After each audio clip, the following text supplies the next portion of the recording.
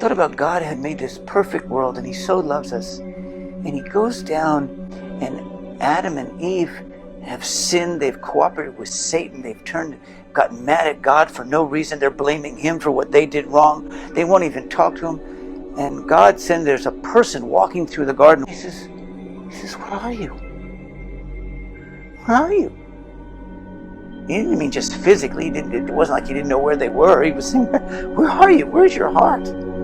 And you know what happened was they couldn't even talk to Him. They didn't want to talk to Him. They were blaming one another, blaming Him, avoiding Him. And He said, I can't even talk to you.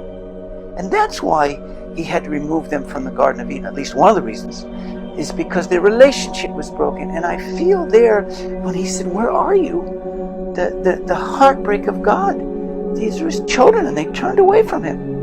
And then they go out from the Garden of Eden, and it gets worse. Then I can hardly read this verse. In Genesis 6 verse 6 it says, "V'yinichem Adonai ki asat Adam ba'aretz v'yitatzev el libo." And He was sad or pain to His heart.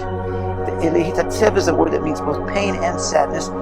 His children, His creation, it's so corrupted themselves and sinned and gotten filthy that he had to just punish them altogether. I can't imagine that pain, and I want you to know that, because I want you to know that God is hurt by our sin, and He's hurt by our separation. He's hurt by our rebellion. And when we say nasty things and we do ugly things and we do sinful things, and we're more excited about our own flesh than we are about God who made us. We more give ourselves over to the devil sometimes than we do to God. It pains Him. It's a cosmic pain. It's so deep.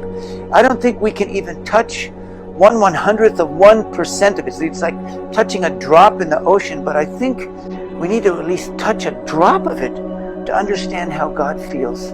And it's very important. It says that in scriptures, that in Philippians 3, it said how that we can have to know Him and then to know His power. And He said, go on, don't just know Him, don't just know His power, but He said to know the fellowship of His suffering. It says we have to join together and touch and taste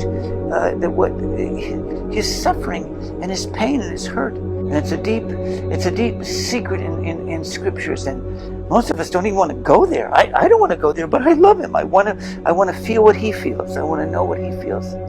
And so today, just as we finished that, where it said that God was so deeply pained in His heart, I want to flip that to a little bit of hope.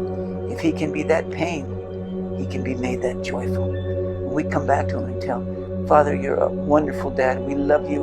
You're our children. Yeshua, we love You. We just give ourselves to You, and we're going to make God happy. Would you like to make God happy today?